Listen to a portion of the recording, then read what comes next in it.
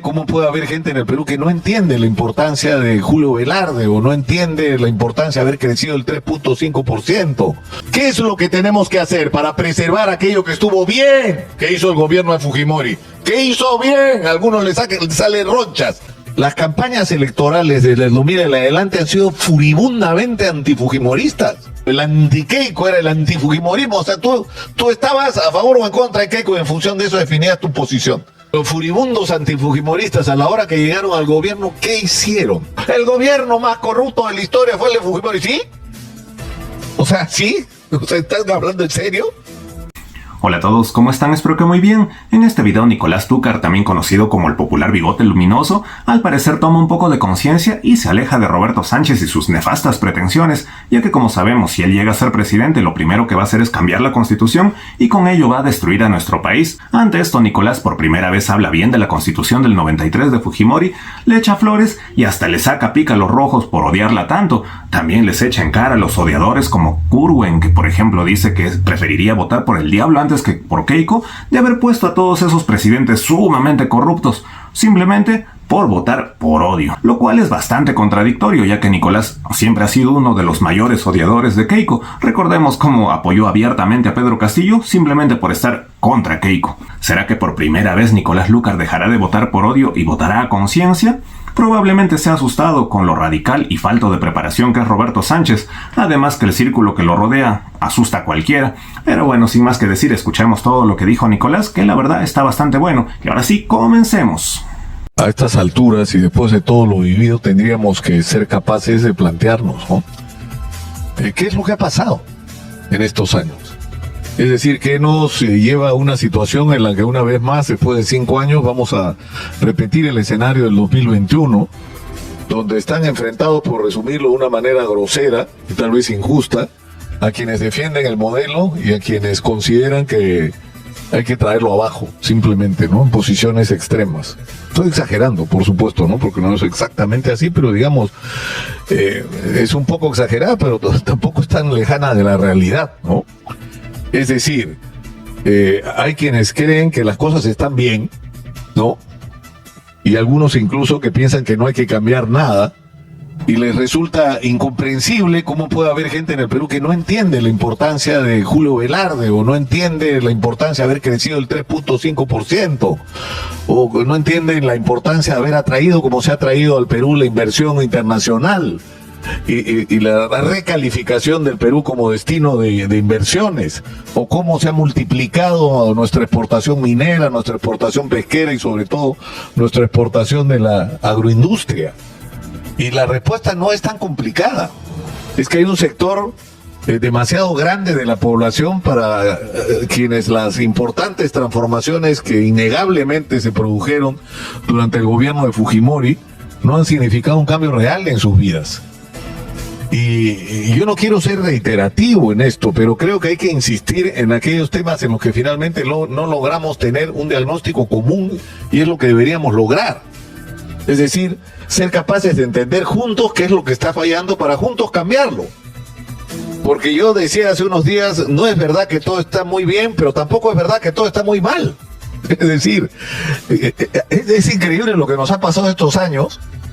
Y yo creo que es muy importante reflexionar en una circunstancia como esta sobre el tema. Y piensen ustedes en esto. Las campañas electorales desde el 2000 en adelante han sido furibundamente antifujimoristas. El país, o sea, había una raya en el piso. El anti-Keiko era el antifujimorismo. O sea, tú estabas a favor o en contra de Keiko y en función de eso definías tu posición.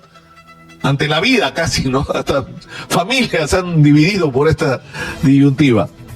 Pero ¿qué es lo que ha ocurrido? Que los furibundos antifujimoristas, a la hora que llegaron al gobierno, ¿qué hicieron? Nada distinto de lo que les dejó Fujimori. Continuaron en automático, y en algunos casos bien, como Alan García, que fue tal vez el más eficiente de todos, y mal, como los que vinieron sobre todo después. Pero en términos reales, en lo que se convirtieron fue en administradores del modelo que dejó Fujimori, y no produjeron ningún cambio significativo. Lo que se hicieron fue robar desenfrenadamente, y siguen diciendo el gobierno más corrupto de la historia fue el de Fujimori. ¿Sí? O sea, sí, O sea, ¿están hablando en serio? Es decir, ustedes están viendo el tamaño de la cifra de la ladronera de los brasileños en el Perú de Odebrecht y OAS, o lo que ha pasado durante el gobierno de Dina Boluarte, donde no se compraba un lapicero sin que se pague comisión ilegal. Por Dios. Es decir, lo que hemos tenido como resultado del antifujimorismo son gobiernos fujimoristas, en términos reales, y corruptos. Entonces, ya es hora de salirnos de eso, ¿no es cierto? Y es hora de salirnos de eso y ser capaces de una reflexión madura, inteligente, serena, que nos permita establecer claramente esto que dejó. Fíjense ustedes que esto, yo no sé cómo la gente tiene tan mala memoria, incluso los protagonistas de esos momentos, cómo pueden tener mala memoria sobre su propio rol. Cuando terminó el gobierno de Fujimori, se creó una comisión constitucional encabezada por Henry Piz García y donde estaban todos los capos del tema constitucional y político, ideológico. ¿Para qué? Para discutir cómo hacíamos. Si teníamos la Constitución del 79, un golpe de Estado hecho por Fujimori que finalmente había tomado una serie de medidas que se habían legitimado a través de una Constitución. ¿Qué es lo que tenemos que hacer para preservar aquello que estuvo bien que hizo el gobierno de Fujimori? ¿Qué hizo bien? A algunos les salen ronchas cuando se hizo esto. ¿Qué hizo mal que hay que corregir? ¿Y qué cosa ni siquiera hizo? Que son tareas pendientes. Entonces, una vez, como para niños de colegio, está muy bien que el Banco Central de Reserva sea independiente de la política, de eso no podemos retroceder. Porque si retrocedemos vamos a tener inflación y quienes van a pagar más por esa inflación van a ser los pobres. Uno, dos, no podemos perder el ritmo de crecimiento. El crecimiento está directamente asociado a la inversión. Hay que multiplicar esa inversión, pero un ratito. El Perú de hoy no es el Perú del gobierno de comienzo de Fujimori, ¿eh? No somos un país de apestados, perromuerteros en los que nadie confía. Somos un país que es clave en términos geopolíticos y económicos en este momento para el mundo.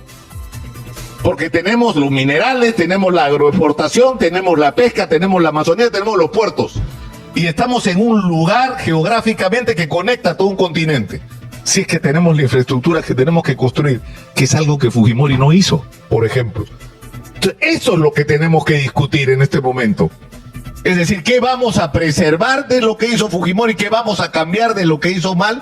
¿Y qué nos vamos a proponer para hacer? Y esa debería ser la agenda nacional. Sobre eso es alrededor de lo cual deberían hacerse las agrupaciones. ¿Pero qué es lo que estamos discutiendo? Por Dios, es una vergüenza la agenda. O sea, estamos discutiendo cuál es la cara que más nos gusta de los 35 o 36 que pretendían, en realidad eran más, ¿no? O sea, si se hubiera flexibilizado un poco, hubiéramos tenido hasta 50 candidatos a la presidencia, que hay 50 ideologías en el Perú. Entonces yo creo que estamos en un momento en que hay que empezar a tomar las cosas con responsabilidad y terminar con esto que tanto daño nos ha hecho. Que tanto daño nos ha hecho. Y a quienes más daño le ha hecho es a la gente que no ha sido beneficiaria del crecimiento, y eso es algo que quienes se han sido beneficiarios del crecimiento tendrían que entender. Exitosa. No están locos. Lo que hay detrás de este voto, así que algunos consideran radical, es un gran descontento. Es gente que está molesta y está molesta con razón. Porque ese crecimiento económico no le ha llegado, porque tiene que vivir cotidianamente sin agua, en viviendas precarias, con un transporte pésimo, agobiados por la inseguridad, porque los más pobres son los que más sufren la inseguridad, porque son los más indefensos, yendo a hospitales que son una vergüenza, donde no hay nada, teniendo que mandar a sus hijos a colegios que dan vergüenza, y por eso hay 8 millones de peruanos que ni siquiera acaban el colegio, no han acabado el colegio, la cuarta parte de los peruanos, con chambas precarias, viviendo el día a día, trabajando hoy para comer mañana. Eso es lo que la gente tiene que defender, porque eso es para ellos el Perú hoy. Entonces, si no entendemos que hay que cambiarle la vida a la gente y que eso es absolutamente posible, y que la gente que se ha favorecido con el crecimiento no tiene que dejar de favorecerse, puede multiplicar sus ingresos, pero también cambiarle la vida a la gente, y que sea compartida por toda la sociedad la celebración del crecimiento económico. Eso es lo que tenemos que entender. No es tan difícil. No es tan difícil. Entonces, no sé, yo creo que estamos en un momento realmente crítico donde la sociedad es la que va a tener que imponer la agenda, porque los políticos, lamento, decirlo, muy poco es lo que podemos esperar a estas alturas. O le imponemos nosotros la agenda a los políticos, otra vez vamos a ver pasar el tren de la historia. Y esta vez el tren es grandazo, ¿eh? No es el guano, no es el caucho, es el oro, la plata, el cobre, el litio, la pesca, la agroexportación, la bestialidad de turismo que debíamos tener. 3.400.000 turistas, por Dios. Todavía ni siquiera llegamos a lo que teníamos antes de la pandemia. Y lo único que hemos hecho estos años es retroceder, pero en fin, ya no me quiero amargar la vida con los números, ¿no?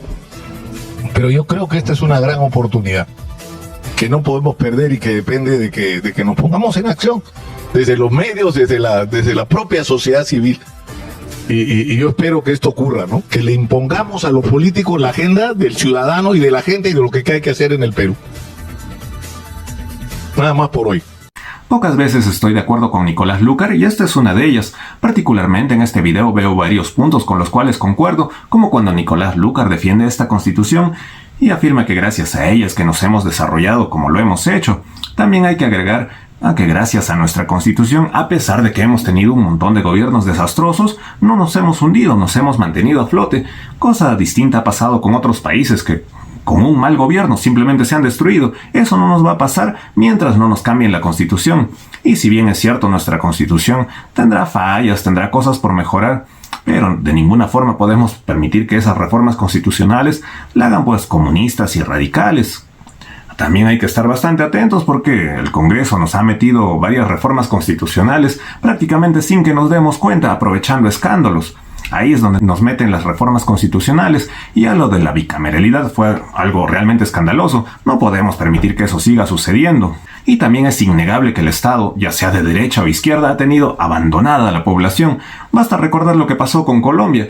Cuando recibimos la amenaza de Petro, ahí recién el Estado se acordó que tenía pueblos en la frontera. Y ahí sí hicieron presencia militar, llevaron víveres y todo eso. Pero durante décadas pues los dejaron ahí abandonados. Y ese pueblo pues es uno de miles que viven en completo abandono. Por lo cual esperemos que nuestro futuro presidente o presidenta se acuerde de esos pueblos olvidados y les dé la relevancia y la importancia que tienen. No es justo que haya tanta gente en nuestro país pasando carencias extremas. Es bastante triste y de verdad que sería la mejor forma en la cual nuestro país pues desterraría finalmente el comunismo y la izquierda radical. Porque de otro modo, como dice Nicolás, esa gente vive resentida y con justa razón. En ese sentido yo los entiendo bastante, pero muy diferente es cuando gente con preparación, como por ejemplo acá les pongo una captura, ¿no?, de una abogada. Vamos a leer qué cosa es lo que dice. El meme de Sapeando dice: listos para hacer perder a Keiko por cuarta vez, y se ríe. Y este meme lo comparte la abogada que conozco y le agrega: mínimo, porque así cuesta el pan a 5 soles, jamás doblegaría mi voto por la hija del expresidente más corruptazo, quien hizo tanto daño a nuestro país. A pesar de ser abogada y tener estudios, prefiere votar por odio, ya que no puede votar por Keiko. Qué ridícula, la verdad. Los invito a ustedes que si tienen conocidos, como ella, por ejemplo, es mi conocida y ya le contesté. Si tienen conocidos, contéstenles. Abran debate y quizás así los hagan recapacitar, porque la verdad que situaciones como esas sí son bastante lamentables. Y de hecho, aclárenles que votar por conciencia no significa volverse keikista o fujimorista. Nada tiene que ver, yo no soy fujimorista ni keikista, pero obviamente voy a votar por Keiko. Esta vez también en segunda vuelta, igual que lo hice la vez pasada contra Pedro Castillo. Y eso no me vuelve fujimorista de ninguna forma. Solamente me hace un poquito más consciente. Pero cuéntenme qué es lo que piensan ustedes de todo esto. Los estaré leyendo en los comentarios. Y si les gustó este video, por favor compartan, comenten y todo eso, que me ayudan muchísimo. Ahora sí me despido y hasta la próxima.